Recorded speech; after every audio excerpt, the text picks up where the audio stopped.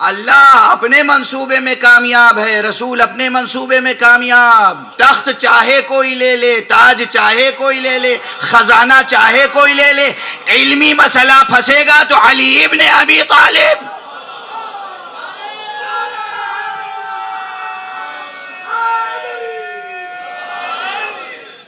کہیں پھر یہ کہنا پڑے گا، اور جب حل ہوگا یعنی یوں تو کہیں گے. ایسے بھی گزرے ہیں جنہوں نے کہا اے علی آپ مدینہ چھوڑ دیجئے. بھئی یہ جملہ سن کے آپ کے دل پہ کیا گزر گئی ہوگی؟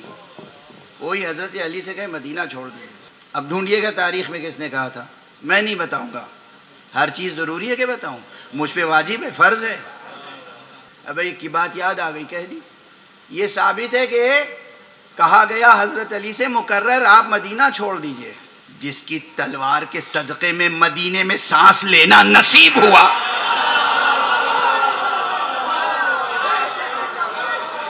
ناشکرے ان سے کہتے تھے آپ مدینہ چھوڑ دیجئے. کیا کفران نعمت کی بھی حد ہوتی ہے. آپ مدینہ چھوڑ دیجئے.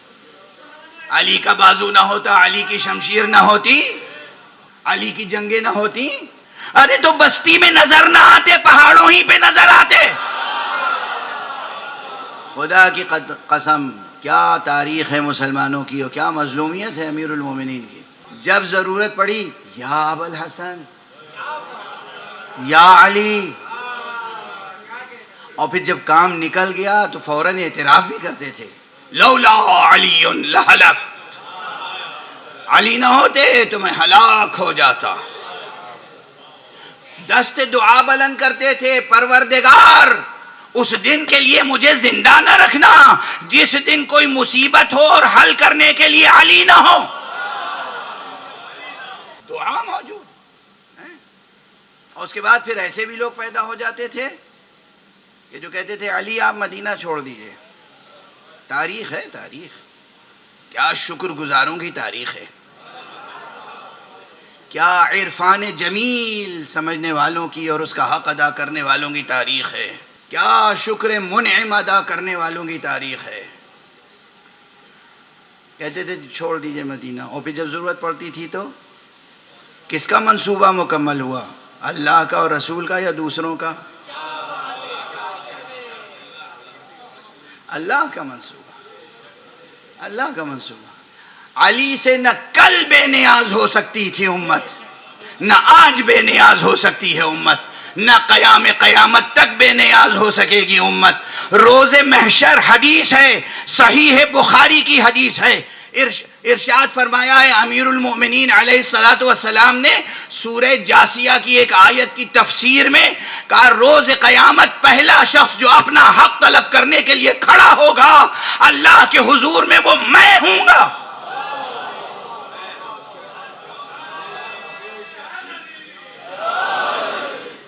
سب سے پہلا شخص جو کھڑا ہوگا خدا کے سامنے، علی علیہ السلام نے فرمایا وہ میں ہوں گا. ارے بتائیے کوئی تو حق علی کا ضائع ہوا ہوگا نا جو اللہ کے سامنے کھڑے ہوں گے.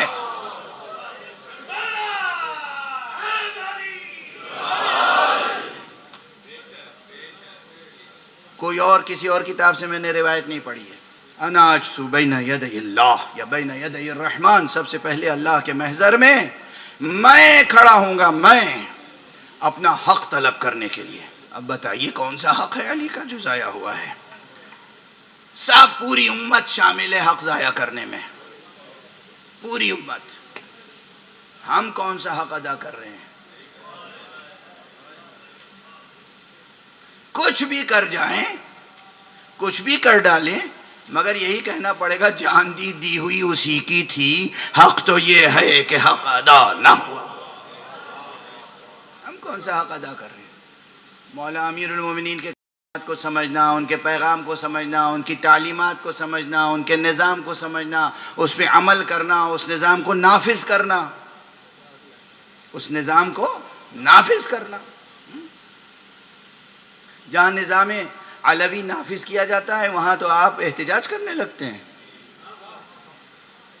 اس کے اوپر اعتراض کرنے لگتے ہیں.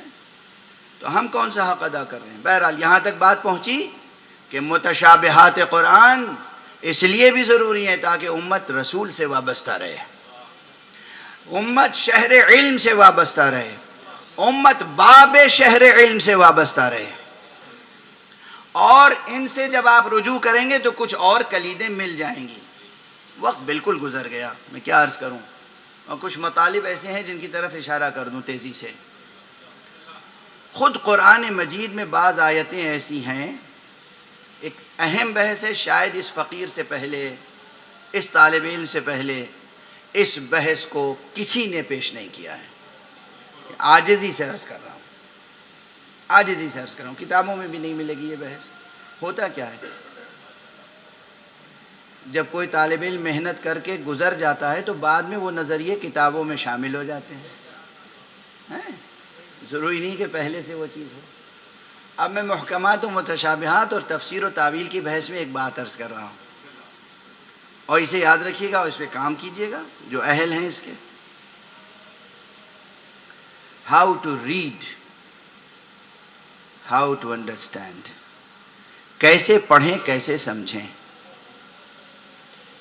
قرآن یا کوئی بھی آسمانی صحیفہ کیسے سمجھیں، مختلف نظریات ہیں، آج بہت سنجیدہ علمی بحث ہے یہ، مختلف نظریات ہیں، ٹیکسٹ کو کیسے سمجھیں، متن کو کیسے سمجھیں۔